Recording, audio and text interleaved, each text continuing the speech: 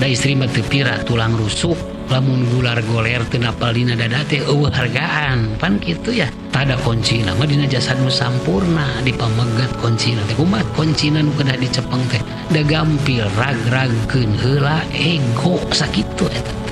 rag-ragkeun heula ego teh sanes eleh ngelehan non sebabna mun teu ngelehan ieu moal tercipta gitu. Lamun urang teu nyontohan pamajikan moal nuturkeun akhirna urang nyontohan heula ngarag-ragkeun ego minta hampura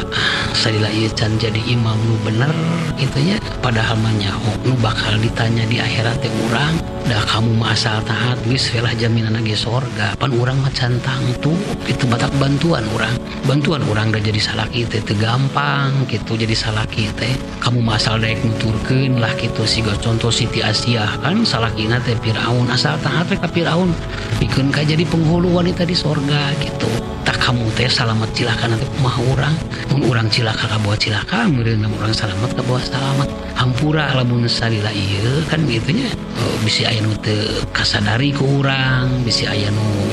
refleks teh dilakukeun ku urang cik pernah nyeri hate ku urang dina lebah naon wae cik ari keheul ka urang dina perkara naon wae kitu tong asa-asa urang moal naon gitu da urang hayang salamet gitu sok sieun ka nyeri kamu jadi kudu ditanggung ku urang ke di yaumul mizan teh gitu rag-ragkeun heula eta teh tah tos dipancing gitu mah bundu eta si istri teh nyarioskeun ka teu panujuan-panujuanna da dina saksian masalah bener pami dina sakina mah halus goreng salah bener teh terus kaliwatan gitu pan salah bener mah keur ngaji sewang-sewangan saja rumah tangga teh apa salah bener nah hiji we di rumah tangga tos ane salah bener deui tos halus goreng eta mah da benerna mah atos